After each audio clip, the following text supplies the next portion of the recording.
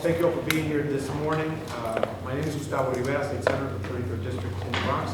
I'll be very quick. I do have some of my colleagues who should be on their way, and I will be texting them to make sure that some of them get in here. But I wanted to make sure that that you know a couple of things off the top, and also I'd like you to go through and tell us what office you're from. This, as you will hear, is something that we should take very seriously as far as the impact that's going to have on the state. It is the reason why we pulled this together, and I thank both Ms. Cowan and Ms. Felber from the Chinese American Planning Council and the Legal Aid Society, as well as the New York Immigration Coalition and other organizations that are going to be coming to kind of provide us this information. It is crucial that we have an understanding of what it is so that we can start considering options that the state may have to deal with this issue. You should know that this is being simulcast right now, as well as recorded for future viewing, and make sure that you have. There's material over there on the discussion that we're going to have, so make sure that you take the material with you. And if you have questions, or if your members have questions, the folks who will be up here, as well as my office, could serve as a way to get answers to you and the members that you represent.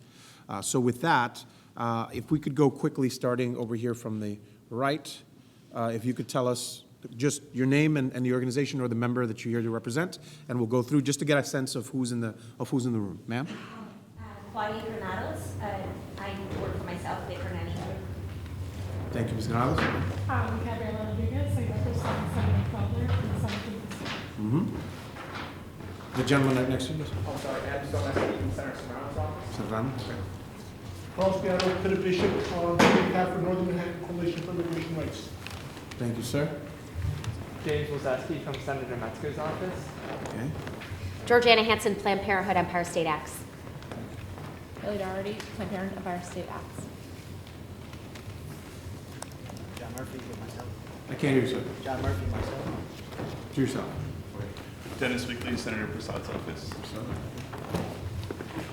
Nora Moran with United Neighborhood Houses. Over here in front.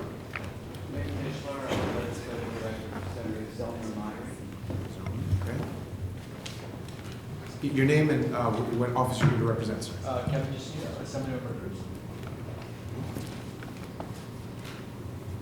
She's Joanna with my office. Cassandra Walker from the Attorney General's office. From where, sir? Attorney General's office. Thank you. Yes. Joseph Essick from Assemblywoman Warner's office. Warner? Yeah, Carrie Warner. Yep. Joe Garoppolo, Senator Jackson's office. Senator Jackson. Jackson, gotcha. Tyler Goody from Assemblymember Lake's office. Blake. All right. With that, lady, please take it away. Hi, so I'm Susan Welber. I'm a staff attorney at the Legal Aid Society in our Civil Practice Law Reform Unit. And I'm going to open up the presentation on public charge. Just can I see a show of hands for those who are in the room? How many of you feel like you know what public charge is? So good number of you, that's good. Quickly, we'll just recount what it is, just for anyone who is not up to speed. It's a technical basis for denying someone an application to get a green card. There are many bases for denying someone's application for a green card, and public charge is just one of them. And historically, it's been very infrequently used. But the Department of Homeland Security's changes to the way this particular basis for denying someone's green card application, the way they've done it, means that it will now apply to many, many, many more people, and that it will result in the denial of green cards to folks who are being sponsored by family members, a child, a parent, or a spouse, in huge numbers. And some people think it only has to do with whether the person who's looking for the green card receives some form of public benefits. That's actually not true. Most people who are going to be affected by this rule and denied their green card because of this rule are people who are simply low income, even if they're working. because the definition that is being put forth in this new regulation is so broad that it's taking the meaning of public charge far away from someone who's permanently destitute and unable to take care of themselves to working families. So that's why so many of us are very concerned about it. Just another opening remark is that New York State, we should all be proud that New York State, the government itself, our advocates, all of us, we have really been leaders in fighting this rule. And I want to tell you about the litigation that we've been, that is still ongoing and what we've done with that. And then we're going to talk a little bit about where we are. So the good news is this rule was supposed to go into effect on October 15th. So that's about 5 months ago. And because of litigation, we've been able to hold it off until the new effective date, which is February 24th, 2020, so a few weeks from now. So we've been successful there, and we feel good about that. And the litigation to fight it is ongoing. But we had a setback just a week ago in the Supreme Court of the United States. The case that my organization and the Center for Constitutional Rights and Paul Weiss, Rifkin, and Wharton Garrison brought, called Make the Road versus Cuccinelli, and the case that the state of New York, the state of Vermont, and the state of Connecticut brought, and the city of New York. We had injunctions that were protecting everyone in the United States from these rules since October 11th. The government didn't like those injunctions and asked that they be stayed pending the appeal that we brought, and the Supreme Court agreed that the injunction should be lifted while we continue the litigation. So that's really the state of play right now. Because of the Supreme Court's decision on Monday, January 27th, the rule is now going to go into effect, but that doesn't mean that it will be in effect forever. If we prevail in the litigation going forward, we hope to stop it. But, we all have a lot of work to do to protect our clients from this rule, whether you're working with a member of the legislature or for an agency. What we have to do is identify people who really are subject to the rule, who are in the process of applying for a green card, and give them the best advice we can so that they're protected from being denied under this rule. There's a whole other population that's affected by this rule, and that is people who are experiencing what we call the chilling effect. They think the rule applies to them for good reason, because the Trump administration is attacking immigrants in every corner. And so they think this rule applies to them, even though they maybe already have their green card, or they themselves are not using benefits, but they have family members that use benefits. There are a lot of people who are confused about how the rule applies to them, and it's not because any lack of understanding on their part. It's because the rule is really confusing. So we hope to bring you up to speed on who the rule applies to, where you can go for help if you have a constituent or if you have a question. If you have a constituent who has a question, or if you have a question, and really get you ready to deal with this effective date coming down on February 24th. I would say that's our goal today. Anything to add, Carolyn? I'll go into the other part of the presentation. But So far, so good. anything to No, add? just make sure that you speak loudly, so this is, no, because it's going to be recorded, so I'll make sure that we get it for Absolutely. later.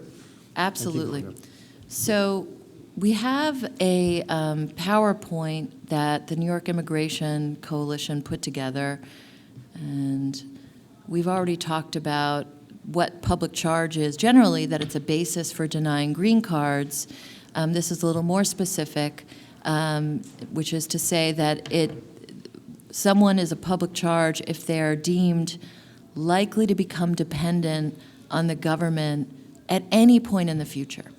So maybe they're 25 now, but if under the government's test they are deemed likely to become dependent on the government when they're 85, they could be a public charge. So that just shows you how radically broad it is. So it's not a new test, as I mentioned. It's been a test since 1982. It's always been a tool of discrimination, of keeping out immigrants who are in the history of whatever time it was undesirable, and that's been, many different classes of immigrants over the years. But it's always been a tool of discrimination, and in fact, the lawsuit that we brought alleges that the government has violated the Equal Protection Clause because the rule is based on racial animus. So the government DHS introduced the new rule in August 2019. As I mentioned, there were lawsuits. We did effectively stop the rule from going into effect for about 5 months, and then just last week, the Supreme Court said that the rule could go into effect for now. Okay. The rule changes go into effect on February 24th. As I said, a few weeks from now, if you write anything down from today, I would say write down the date, February 24th. I want to stop for a second? Yes. So, a couple of things. First of all, if there are questions as the thing happens, please ask them. That's number one. Number two, and this is so that it goes back to your members, and this is incredibly important that it goes back to your members. And I understand that many of you are sent to these type of things all the time, and you take the information, you take it back, and certainly I know that you will do responsibility. I'm going to do what I can to tell my members in my conference that this is something that they absolutely need to pay attention to, so that your work will be a little bit easier when you're giving them the information. So make sure that if you have questions, you ask them, and it cannot be overstated enough. So everything that we're talking about is going to go into effect on the 24th. And as we're going to keep going down the presentation and the conversation, please understand the impact that this is going to have in your communities, in your neighborhoods, in groups of people that your members represent. The type of, as has been explained to me by some of the advocates already, the chilling effect, which Ms. Felder just described, is incredibly the most vicious part of this is the perception that individuals who may be undocumented themselves or who have family members who are undocumented or what have you, the impact that it's going to have on what they do on a day-to-day basis is going to then in turn have an effect on what government does, because they're going to participate less in public life, they're going to participate less in programs that they or their family members might be eligible for, and that's why I want to make sure that this is underlined, that this cannot be stated enough. February 24th, it will go into effect. Everything that we're going to be discussing over the next hour or what have you is going to have an impact on the state of New York. It's going to have an impact on your district, whether it's a district that has a small immigrant population or a large immigrant population. So I just want to underline that as we go on. If there are questions about specificity, please ask them. I'm sorry to interrupt. Please continue. No, thank you very much. And, the senator said that it's going to affect people who are undocumented and families who have members who are undocumented. It's also affecting already people who have their green card. Mm-hmm. People who are applying for citizenship fear that the rule applies to them. People like asylees and refugees and VAWA self-petitioners, victims of domestic violence, who assume it applies to them, but it doesn't. It really applies to a narrow group of immigrants, those who are in the process of applying for a green card through a family member here in the U.S. So I'm happy to take questions about exactly who those folks are, but what's really important for you to keep in mind is that if you identify someone who really is subject to the rule, that you quickly refer them to a lawyer or back to their own lawyer for advice, and that if you meet someone who's reluctant to access government benefits that they're eligible for and that they need because of this rule, that can quickly become an emergency. If people give up government benefits, they could be hungry, they could be facing eviction, they could be experiencing a health crisis. those are all emergencies. So there's the immigration emergency of people who could be denied their green card and face removal, and then there's the emergency that affects folks who are experiencing the chilling effect. Did you have a question? Okay, so this is strictly for legal immigrants who are currently in the U.S.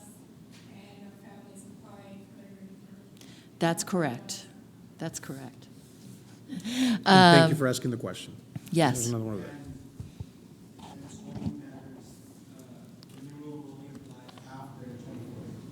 That's right. That's right. So this slide is important, which is to say that no benefits that were used prior to the 24th and no applications for a green card that were filed prior to the 24th are affected by the rule. The only applications that are impacted by the rule are those that are postmarked on February 24th or after. So we were happy to get this clarity, even though it's bad news that the rule is going into effect. At least people have clarity, and you can tell your constituents if they already have that application filed, the rule does not apply to them. It's only people who have yet to file, and that's why we have an opportunity to identify those people and get them counsel before they experience a bad outcome due to the rule. Okay? Oh, there's another one back there. Yes. Yes, sir. Charge, according to DHS, is going to be somebody who receives public benefit for 12 months in that 36-month period, essentially. Is that true? Well, that's how they define it, but almost no immigrants are eligible for the public benefits that count.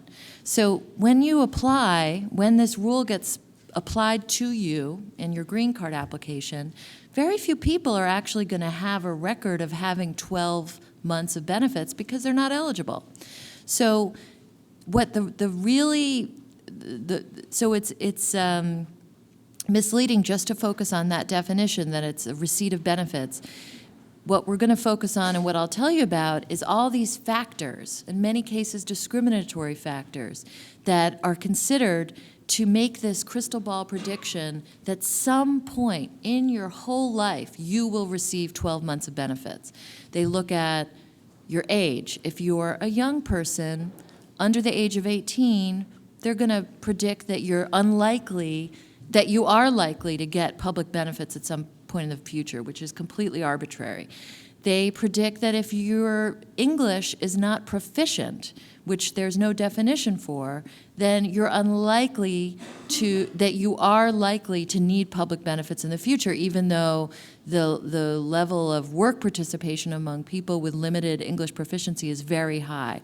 So there's a bunch of factors that end up really penalizing low-wage workers and people with disabilities.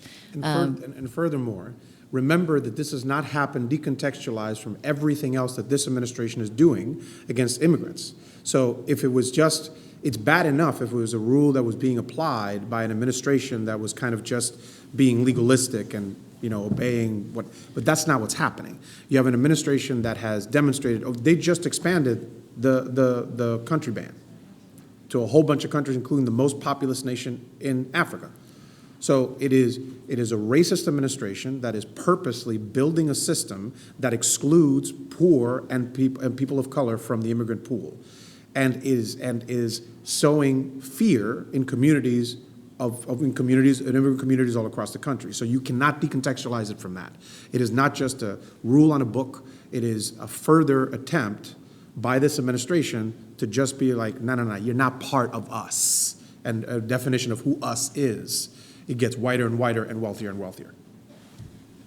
That's exactly right. Yes. So I see a lot of children getting caught in that. Is it such an open plan? You don't need legal status to participate? Well, that's a great question, and if you're receiving a chip, you're not subject to the rule.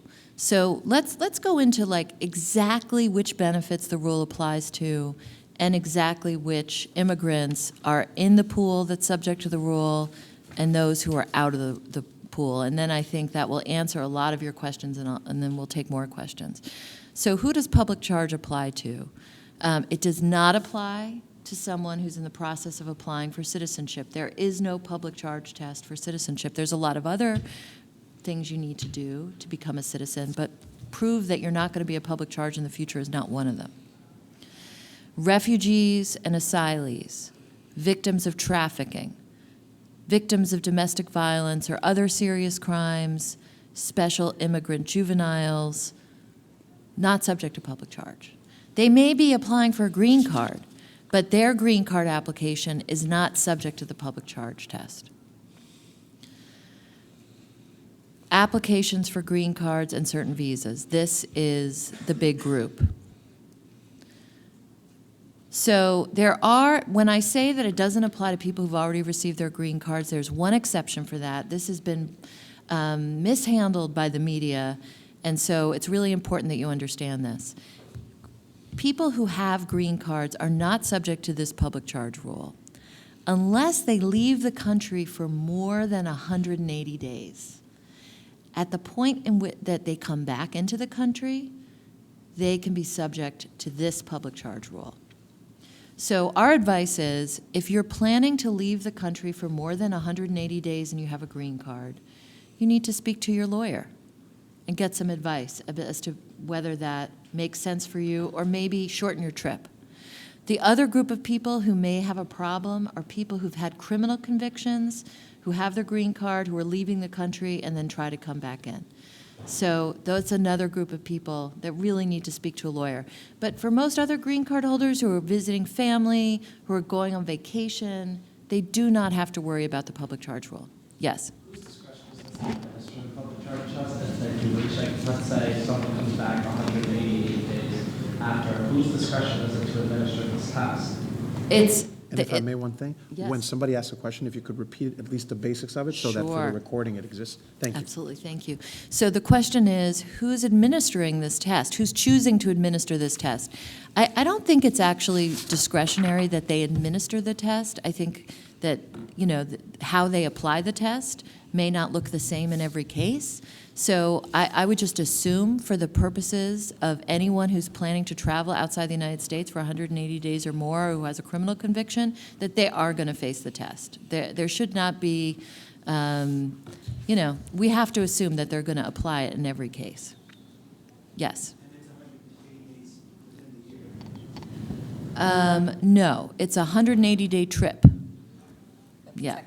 Yes, so the question was, is it 180 days within the year? So if you go on 4 trips, I'm not going to do the math of, you know, a couple months. No, it's if you leave for 180 days straight. Okay. How does the test work?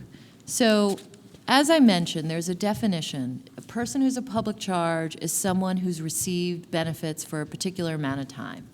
Okay, and there are several benefits that are counted. Because I didn't write this slideshow, I'm not going to wait to get to the slide. I'm just going to tell you right now what those benefits are, and then maybe we'll repeat it. The benefits that count are cash assistance, whether it's New York State cash assistance, which is called safety net assistance, or federal cash assistance, which is called federal family assistance in New York. So any kind of cash assistance, and that's always been the rule, okay, that cash assistance counts. So that's not new. What's new is SNAP, which many of us still think of as food stamps. That counts. Federal housing assistance in the form of Section 8 or public housing. That counts. And federal Medicaid, with some exceptions. So the good news about federal Medicaid is that most immigrants in New York who receive Medicaid are not receiving federal Medicaid. They're receiving state-funded Medicaid or the Essential Plan, and those don't count. Okay, so as I mentioned, a lot of people who are going to be subject to the test aren't even eligible for these benefits. SNAP, you need to wait 5 years in most cases. Federal Medicaid, you're not eligible for. Federal housing, you're not eligible for until you have a green card. So cash assistance, which has always been part of the rule, that's where people might have some vulnerability. And then also long-term institutional care, like being in a government-funded nursing home, has always been a risk and will continue to be a risk.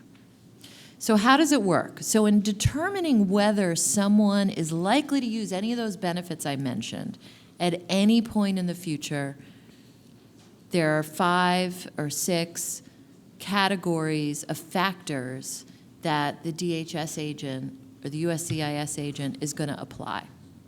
Some of them have to do with health, some of them have to do with family size, some education and skills, income, employment, and just 1 out of 6 main categories is receipt of public benefits.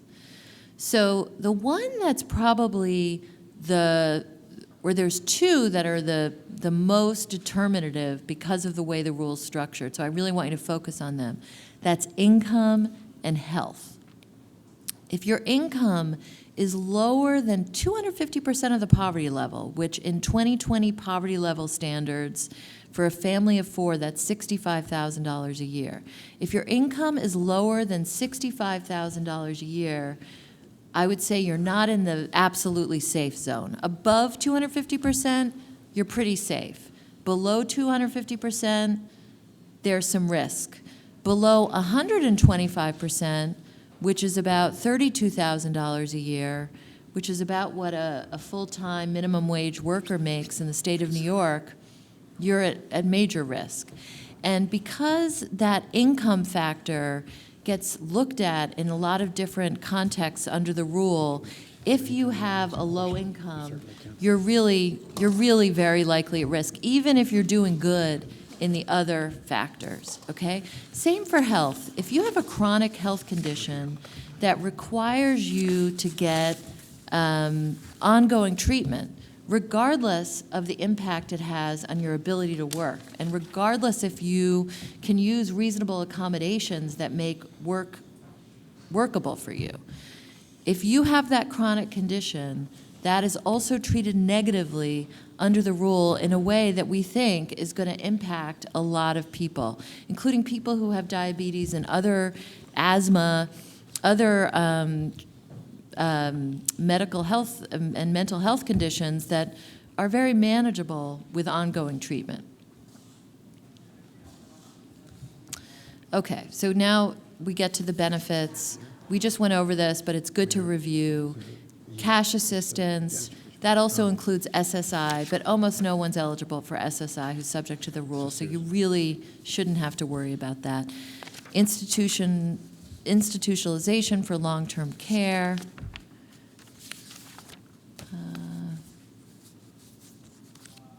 Okay, that's what was under the old rule. Both of those, same for the new rule. There are a few exceptions to the federal Medicaid use, and then as this points out, that there's a lot of government-funded health care that doesn't count. It's just federal Medicaid. SNAP, federal housing, but as I said, most public benefits are not in the rule. WIC is not in the rule. CHIP is not in the rule. There are a lot of school lunches are not in the rule. There were earlier versions in which those were in the rule, and so that's why our clients and your constituents are legitimately scared, because who knows what to believe, but they are not in the rule anymore. And if I may, one of the things that I want to make sure that we linger on this, and that if you or the member that you represent has questions, that you come back to the advocates and ask these questions. There are, I guarantee you, organizations in your districts that serve immigrant communities that probably have this information. Make sure that you are in close contact with them, because one of the main things that we can do in our capacity as elected officials is communicate to our constituency about the facts about what is and what is not.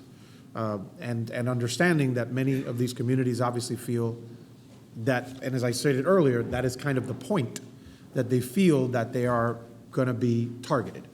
So at least while that is factual about this damn administration, having the information about what this entails, what the things that are in and are not, is important. So having that information, and if you are not clear now, that's fine. Make sure that you communicate either with these organizations or with organizations in your districts that serve immigrant communities that have the correct information, so that you can then inform your constituency. And by the way, I'm sorry, we've been joined by Senator Sepulveda and Senator Thomas. Thank you both for attending. Please, ma'am. So I'll just pause to say that we have a one-pager in English and in Spanish that we put together at Legal Aid that really goes over a lot of this information and also includes the phone numbers for people who live anywhere in the state, for people who live in New York City, and for people who want to call Legal Aid or get other information from the New York Immigration Coalition. It's all on here. It's on Legal Aid's website, the Legal Aid Society. Google the Legal Aid Society public charge, and you can download the forms and print them out for your office. Are there or for any other your desk. languages available? We are going to put it into every language we can manage, Okay. but they're not ready yet.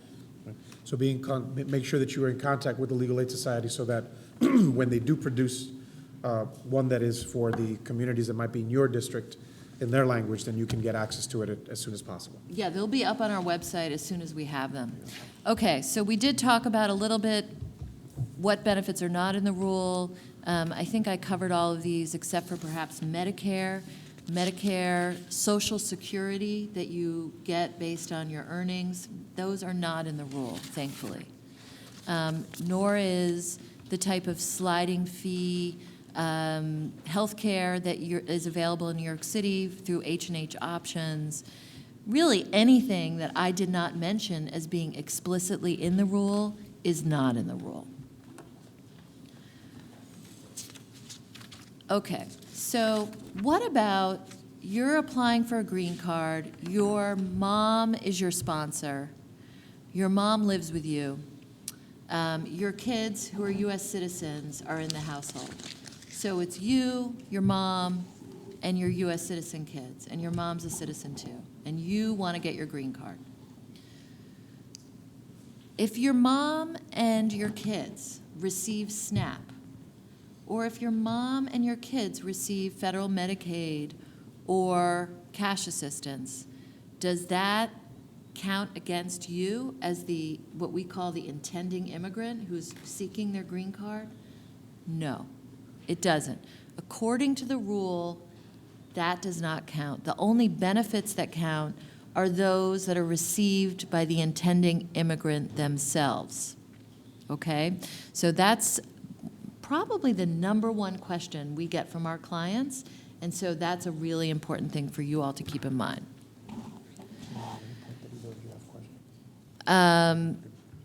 As I said, that the first thing to really focus on when you're speaking to a constituent or a client is, does the rule even apply to them? If it doesn't, that doesn't mean that's the end of the story, because as Senator Rivera pointed out, the chilling effect is real. And that client may very well need counseling in order to continue to receive benefits they need, or really, to quell fears that impact many other areas of their lives. So it's not the end of the story if the client is not actually subject to the public charge rule. We certainly hope that you identify those clients, refer them to legal counsel, but if they're in the other group, the chilling effect, that client needs counseling too. Now, maybe you'll be able to handle it.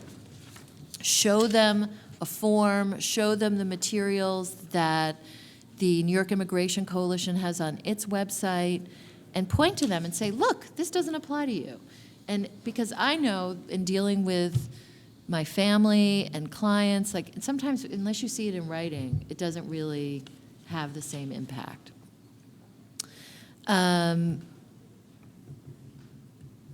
Okay, so then I think the last question on this slide that we've yet to really talk about is, where do I go for help?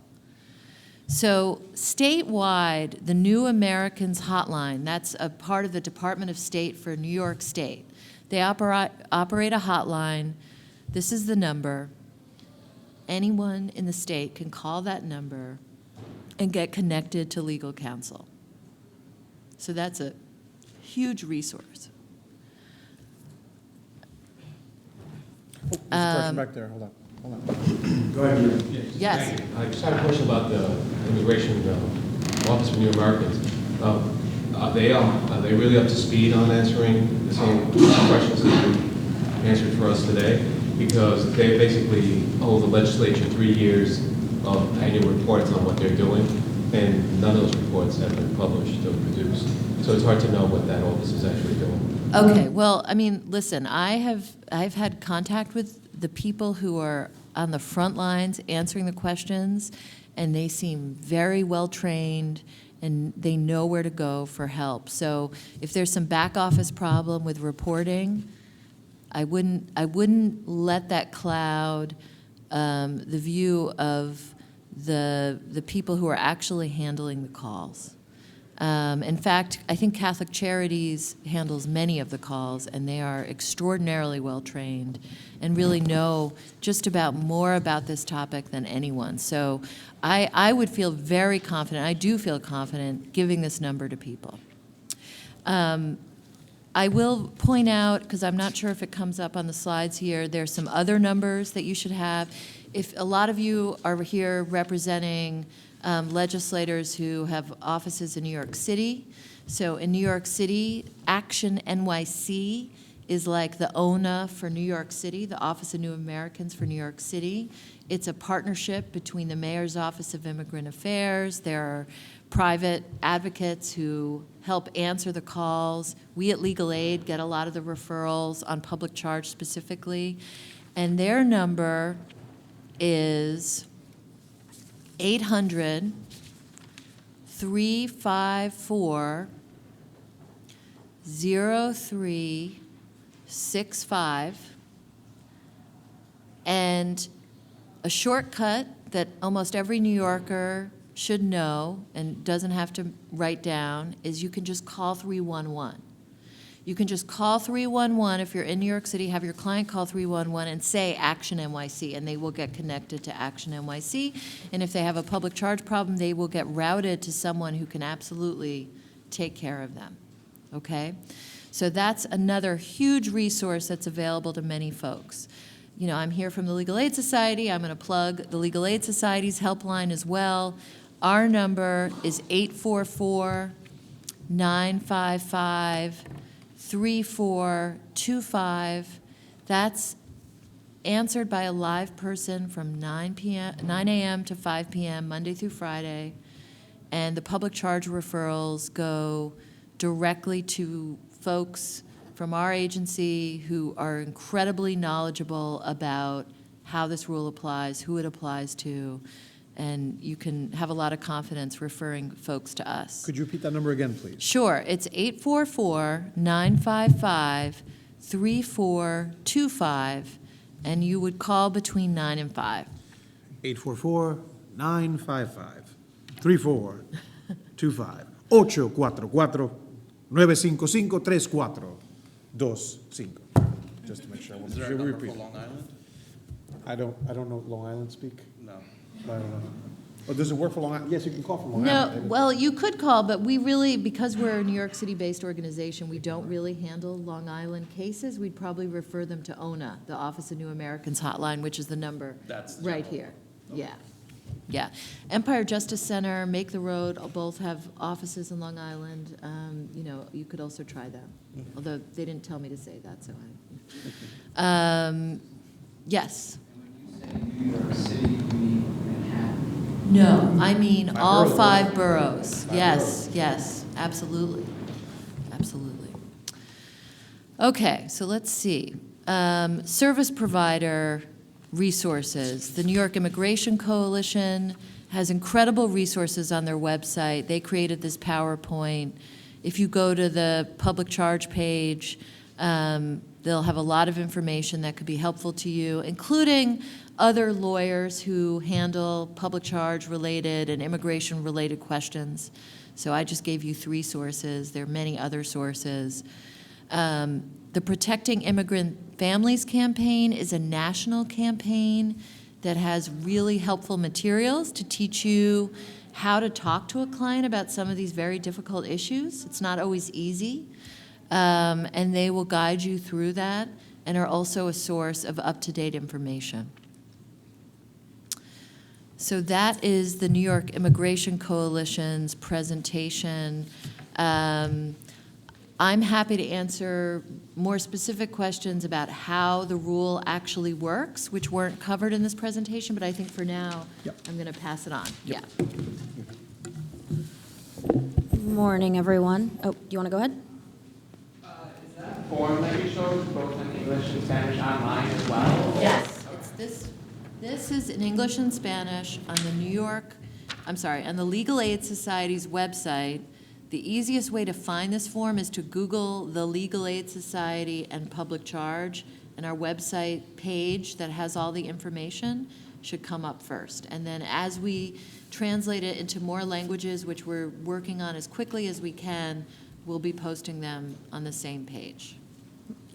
And the New York Immigration Coalition and the Protecting Immigrant Families have translated resources, English, Spanish, Chinese, Bangla, Arabic, Haitian Creole, and a number of other languages as well. I believe they're in the process of updating them for this new rule. And one more thing, we can send all the materials as a blast, as an email to all the offices that are here. So we'll make sure to do that. You can take some physical copies, but we'll also send you all the materials that we have. But obviously, these are resources that you can access without waiting for something from us. Go ahead. So I'd like to talk through a little bit about what the impacts of this rule look like on a human level, a community level, and then for the state as well before we segue into discussion about how we can best mitigate this. So we have had about a year and a half now since the public charge rule was initially proposed. And at my organization, CPC, we're a social services agency. We serve about 60,000 Asian American, immigrant, and low-income New Yorkers each year. So the exact community members that are being impacted or feeling the chilling effects of this rule. And so we've had about a year and a half to observe how it's impacting community members and what we anticipate the effects will continue to be after this rule goes into effect on February 24th. Because the rule has gone through being proposed, being finalized, going through the Supreme Court, there's been a lot of back and forth in immigrant communities and a lot of misinformation spread around as to what is actually happening. And when you combine that with all of the other attacks that are happening from the federal level on immigrants, there has been a significant amount of fear in the last year and a half since this rule became proposed.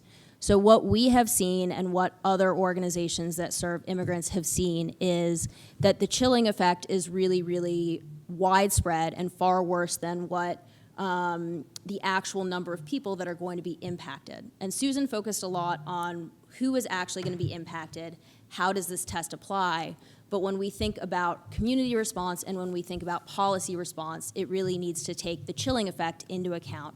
Because what we have seen is community members that are dropping off their life-saving prescription medicines because they're concerned about a future application for their green card status. We have seen people that have dropped off of SNAP, and it's really the only way that they put food on the table because they're concerned that their child or their parent might be trying to adjust their status.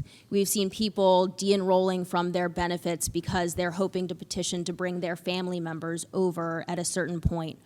All of these examples and many, many more are ones that are probably not actually subject to this test, but feel the fear of it and therefore are making decisions based on that fear. People are essentially being given a choice between keeping their families together in the United States, in New York, and staying on benefits or enrolling in benefits that are life-saving and vital to them. What we see is really two types of people that are feeling chilling effects, right? People that are already on public benefit programs that are concerned that they need to remove them.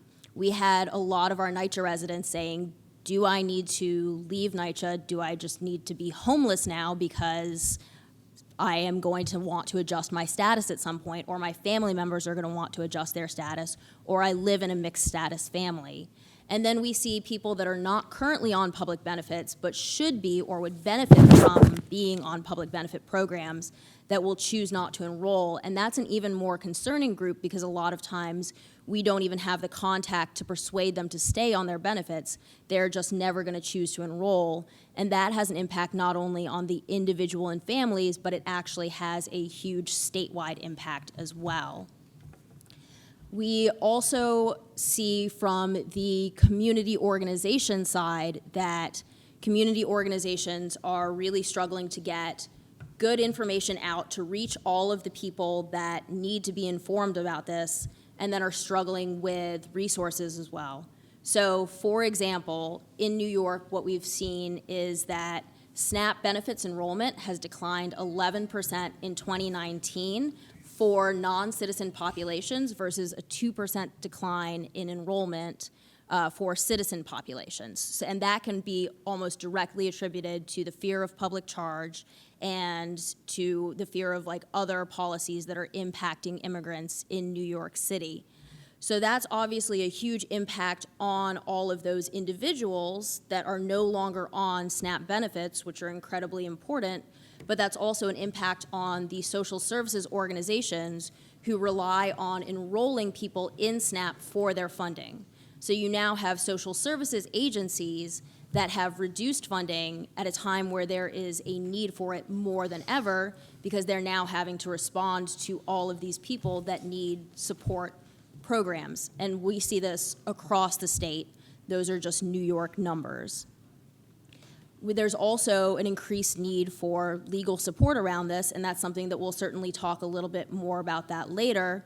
But we know that there's already not enough attorneys. All of our immigration attorneys who are doing incredible work are so overloaded already. We're going to continue to see the need for those attorneys to be able to work directly with people one-on-one as this rule goes into effect. And on top of that, for organizations that work with those legal services to do outreach, do community education, do know your rights, and actually intake people to refer to those attorneys so that people can adjust their case or examine their case on an individual basis. And so that is a big problem from the community level.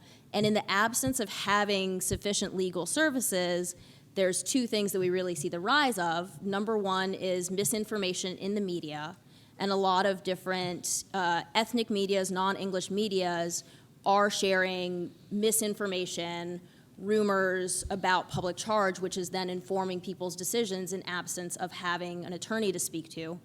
For example, we saw in certain Chinese media directly after the rule was finalized last August, there was a huge ad that was shared that said, de-enroll from your benefits, you're not safe.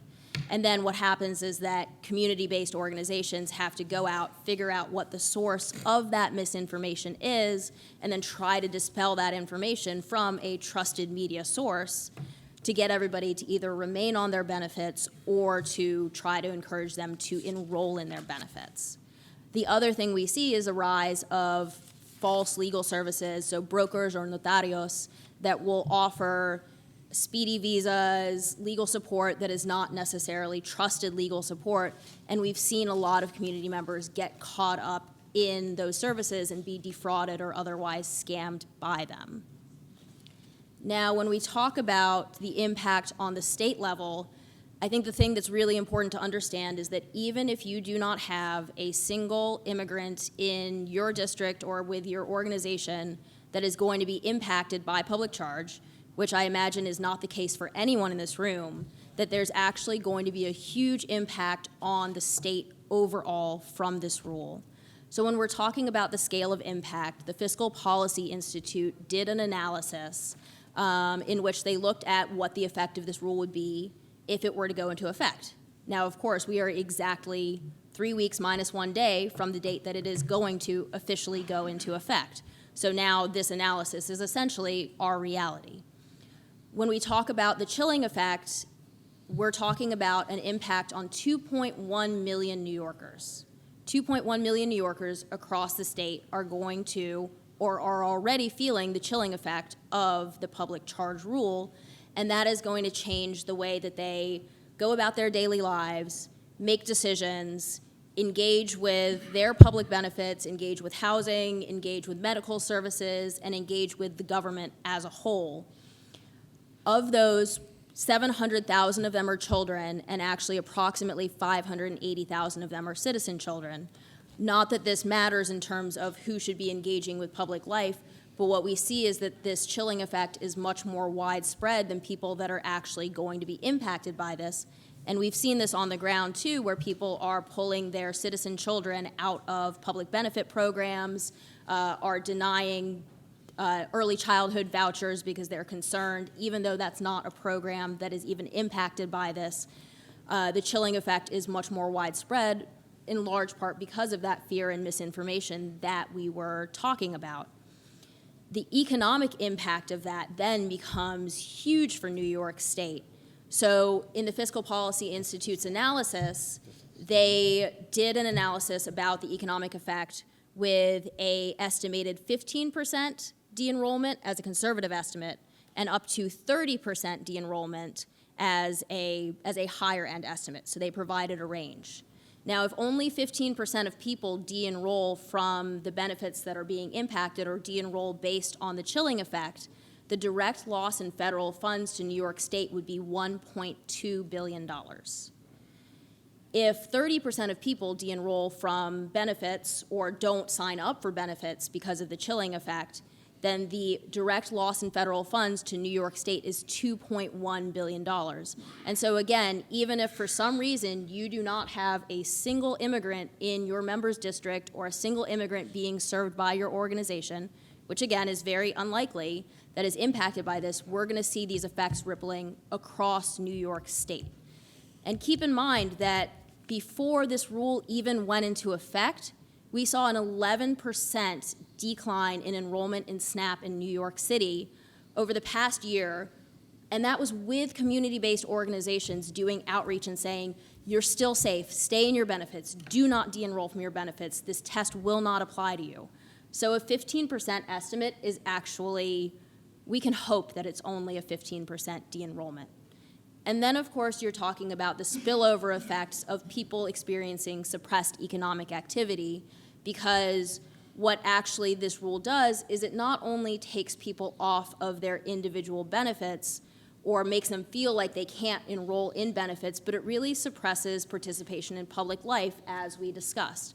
So people will not be going to the doctor as much, may not go out in public spaces like grocery stores and libraries, interact with government agencies. And so the estimated impacts of that are actually anywhere between $2.5 and $5 billion to New York State each year. What we're essentially talking about is, and I just go around depressing people apparently, is the impact of this rule that is set to go into effect 3 weeks from now could be bigger than the entire budget gap that we're negotiating right now this session.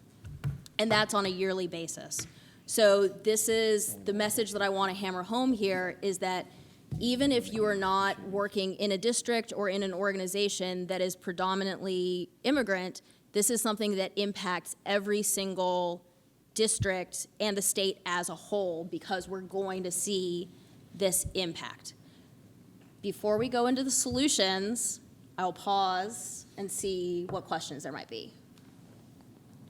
Yes, sir. Is there a website for the Fiscal Policy Institute that we can look up? Yes, we can share that out. So there is so just so folks hear the question on the recording, there is a website for the Fiscal Policy Institute. You can get that report online.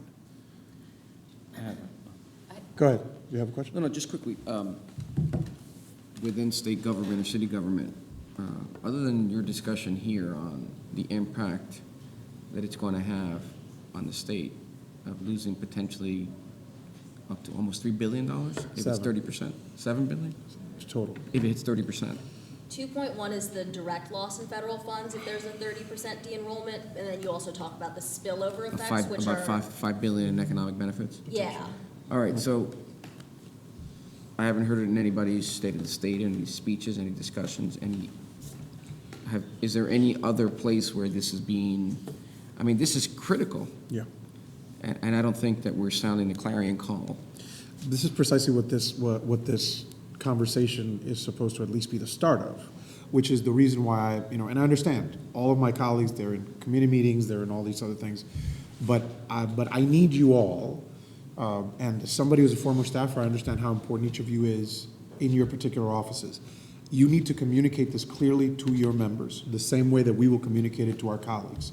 This is something that we need to actually be aware of, because there are some potential solutions, but more than anything else, we just need to know that this is going to happen. On February 24th, there's a switch that's going to go off, and the effects of this are already being felt. So, going about our business, it's this beautiful place, this beautiful, building has a way of just sucking us in, and we're getting all, looking at the beautiful Harry Potter-like stairs and what have you, and how many people are coming up to us certainly and telling us how awesome we are. Let's not forget why we do this. So we're going to try to do that in our conference. And you should definitely do that to your members as well. Just make sure that you tell them this is real stuff. This is not a chimera. This is not a maybe. This is something that is happening. The Supreme Court of the United States said, y'all can go ahead and flip that switch. Now, the 24th, they're flipping it. And the impact that that's going to have on the low end is a $2 billion hit, and on the high end is a $7 billion hit. And the human cost. The children. This is going to impact millions of kids. Yeah. Ma'am, go ahead. Before we get into the solutions, there was one other problem that I wanted to raise, that I was supposed to raise during my section, which is that, the Trump administration is really initiating a multi-pronged attack against low-income immigrants of color. So the DHS rule is just one front of that attack. They have also introduced, and arguably could apply at any time, a rule that applies to immigrants who are trying to get green cards who are coming into the country through consular processing.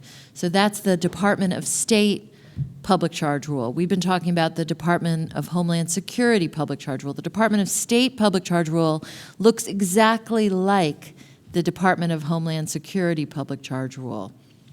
There were changes made to the rules on public charge that govern folks who are coming in through consular processing in January 2018 that we're actually living with right now, and which account for the extremely high rate of denial of people who are trying to get green cards to come in that we've seen over the last year.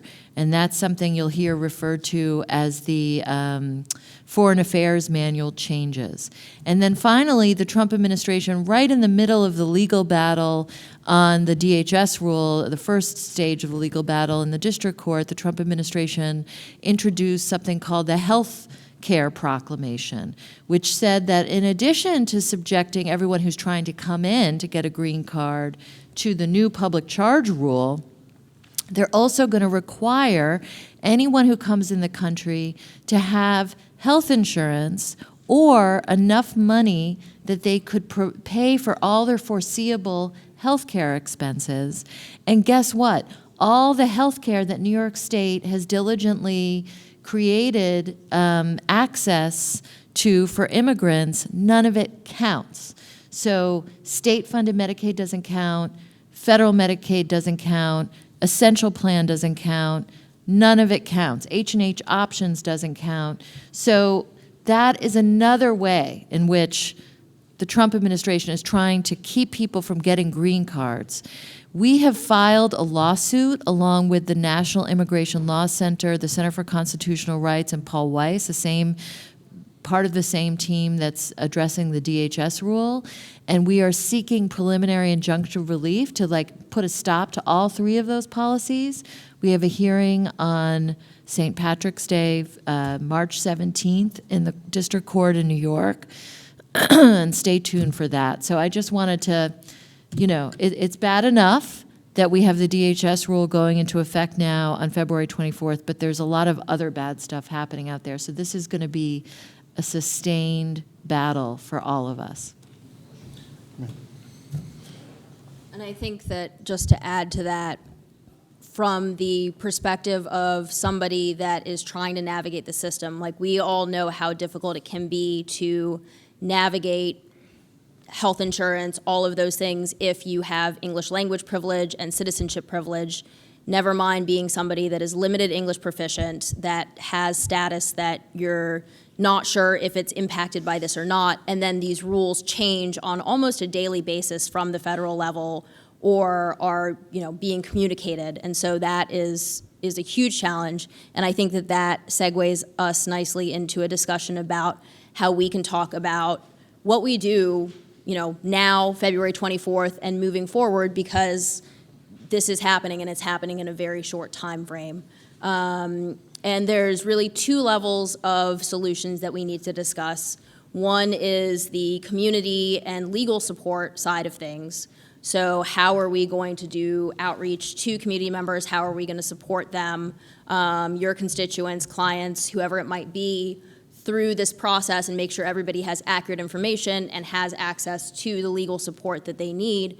But then the other is, what are the solutions that we can impact on a state level to at least begin to mitigate the harm of this? And that's where I'm really glad that folks are in the room to begin that discussion, because we do need to think about what actions we can take this session, because again, this is going into effect in 3 weeks, so it's not a question of, what can we plan for in the future, it's what can we do right now. On the community-based side, and certainly Susan, please jump in on the legal side, we really need to think about how we can spread the word and make sure that as many of your constituents, as many clients as possible, know about this rule and know how to find out if it affects them. We want to encourage people who will not be directly impacted by this to stay on their benefits and to continue enrolling in benefits, and then we want to make sure that we're identifying people who would be impacted by this and get them legal support. And then, of course, we want to make sure that no harm is done where somebody is told that this doesn't impact them when it actually does. And so that involves a combination of outreach in the languages that people speak, know your rights, community education, and then actual access to legal support. And then, I'll just say we have really wonderful tools for you to use to help direct people to legal support. But I think where we're going with this is that there are not enough lawyers on the other end of that process to handle the demand. There have been so far, but now with this actually going into effect, it's going to be hard. Yep. Just want to clarify a little bit about what the message should be going out when we're talking to constituents or people who are talking to our senators. Because on the one hand, it seems like we're saying this is really bad. You really need to pay attention to what's going on. And then on the other hand, we're trying to say it's not that bad because you don't want to de-enroll for your benefits or you want to cause this panic. So where exactly, what would I say, tell my friends or the immigration process, that on one hand, you don't want to cause this panic where they're suddenly paranoid of everything, and then, but at the same time, making them aware of how exactly serious this is. I would suggest the first thing you need to do, and the question for the recording is what should be you don't want to panic people, but you don't want to give them the wrong information. So what would be the way that you would communicate to constituents or to the folks that come into your office? I think the first thing is to point them to trusted resources to see whether it impacts them or not. That's the first thing. So having these numbers available and these documents available is important. First thing you need to know is that they should respond only to what is factual. So they should reach out to a trusted, and each one of us has we have these organizations, but yeah, I'm almost certain, particularly in the city of New York, and even in Long Island and other places, there are local organizations that are trustworthy, that have the correct information, and have somebody on their staff who can be specific. It is likely that somebody in your staff could become an expert in this. I know that there's at least one person in my office that is probably going to dive into this and will be able to, she's not an attorney, but she doesn't even play one on TV, but she's going to be able to figure that out. So having correct information would be my first suggestion, so that somebody knows whether it impacts them or not. So at least let them know that they have a safe space in your office, number one, so they can come and ask and sit down and have a conversation or make a call from your office. They don't have to worry about being picked up by anybody. And then reaching out to a trustworthy source to get the correct information to see whether it impacts them or not. I don't know if you have something to add. Yeah, I think the other thing is making sure that you have a couple of community-based organizations in your pocket that you know you can call on immediately, that can provide services to a constituent that you have coming through, that you can partner with to do outreach, because I think that's another thing is it's not just about capturing the people that are coming into our doors, whether it be an office for an elected official or whether it be a community-based organization. Equally important, if not more important, is reaching out to people who may not even think to come through those doors to begin with. And so working with community-based organizations on that is definitely going to be very helpful. Okay. But I would say there is a tension between the approach to individuals and what we're saying here is a big problem for the state of New York. There's a tension between those two messages, and so it's just being sensitive to that is helpful, and knowing who your audience is, and both are true. You know, it is a huge problem for New York, and there are some individuals for whom it's not a problem. So on the state side, and I think that what we're really talking about is how the state can deal with core benefits around healthcare, housing, and food.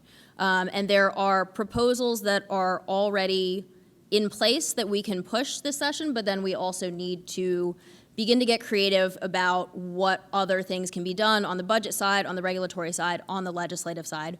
So in terms of solutions that already exist in the world, on the healthcare side, there's two, and actually both of them are your bills, Senator. So the New York Health Act is already in, and that would solve our problems when it comes to people accessing healthcare in a very meaningful way. And so I think that we need to get very serious about the discussion of like what are the actual things that we can do to solve the problem of people feeling like they can't be on Medicaid or need to de-enroll from Medicaid.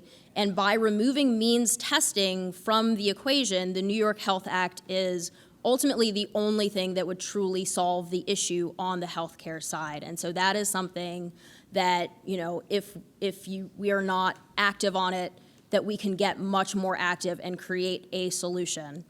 Another measure that would not remove the means testing necessarily, but would at least help create a stopgap is the essential plan expansion, which is also, again, an already existing bill that has been introduced. It would allow people that are undocumented to access the essential plan.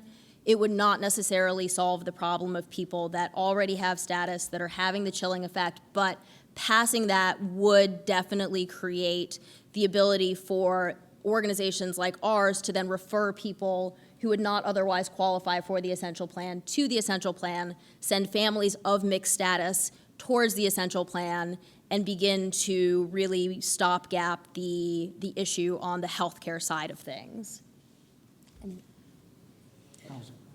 I mean, I'll just add that anything that addresses poverty for all New Yorkers is going to help protect people from the impact of this rule, because that's the number one risk factor. So if there are jobs programs that you all can come up with quickly that actually employ people and give them, minimum wage, that is really going to go far in protecting people. Education programs, skills programs that people can access, those are the things that are really going to help people long term if we're not successful in the courts killing this rule for good. Yeah.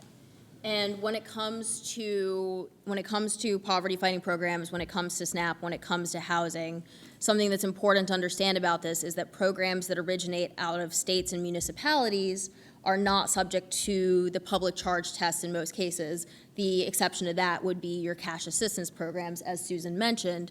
And so I think that then, that's where we bring to you the question of what can be done on the state side about these programs to either create, to create state-funded programs that address poverty. So that address jobs, that address income, that address food assistance, that address housing. And we certainly hope to work with your members that are working in those areas on what can be pulled together this year. In addition, when we talk about the poverty reduction, but then also the education and outreach, there are critical funding sources around adult literacy education. That is a huge one in terms of moving people out of eligibility from the public charge test. If somebody can get the adult literacy education that is needed, that not only removes them from the limited English proficiency concern of the public charge test, but also begins to move them into higher income jobs. Right now, we see wait lists of months for state-funded adult literacy programs because that's how many slots are currently allocated. Similarly, with programs like the Liberty Defense Program, the Office of New American Opportunity Centers, all of those programs we currently see huge wait lists on because of levels of funding, and that's another area that already exists that increasing funding would allow those programs to directly support people that would be impacted by this. So on whether we're talking about food and housing, because you talked about adult literacy programs, obviously the New York Health Act is something that would provide access to all New Yorkers. Generally speaking, about anti-poverty programs and anything that helps people move out of the poverty, move out of poverty. Is there anything more specific in either food or housing that you wanted to mention? There's nothing that exists that I'm aware of right now at the state level that would solve this issue, because right now SNAP and Section 8 and Section 9 housing run through a federal stream. But I think that there are opportunities for us to get creative and see where the state could either reallocate, carve out, or create separate programs that people could access. I think, folks, the most important part here is that at the very least, we just have to be honest with ourselves about how this is going to impact the state. I will do what I can within my conference to make sure that I communicate it to them. I will hopefully will be thankful for all of you to communicate it to your members, because this is, again, it cannot be overstated. There is a switch that will go off on the 24th. And that is before our April 1st deadline. So, this is going to have an impact on the state, and we just need to make sure that we think about it. I'm not sure if there's any questions at this point, if any of the folks here. Is there anything else that you wanted to add, ma'am?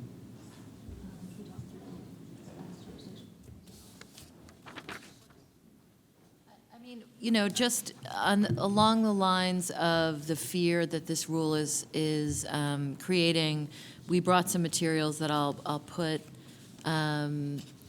over on the table about the Protect Our Courts Act, and if your legislator is not supporting that act, we would encourage you to take a look at this and consider supporting it.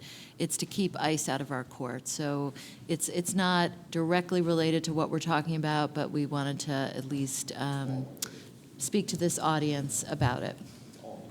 It's all related. It is all related. I know Ms. Calhoun is just joining us. Thank you, Senator Sepulveda. And I know that we're going to be losing people in a couple of minutes, but yes, go ahead. Can you repeat the act? Protect Our Courts Act. I'll put these on the table. Employment bill, I believe? Yes. Protect the Courts Act is a bill that would actually ban ICE from New York State courts. Say again? Yeah, it's Senate 425, Assembly 2176. 7425, Senate S 7425. Any other questions, folks? So, Ms. Calhoun, you kind of came in at the end, but I guess we've had conversation for about an hour and a half. Yeah. Well, hour and 20 minutes at this point. Kind of went through the presentation. Thank you for making it available to us. Sure. Went through the what it is, what it is not type of thing. We talked about the chilling effect. Talked about some of the potential the potential solutions or some of the things that the state could potentially do to mitigate the harm. I don't know if there's anything else that you'd want to add. The only thing is that I've underlined it many times during the last hour that this is something that's going to impact the state immediately. We need to be aware of it. We need to make sure that we think it through.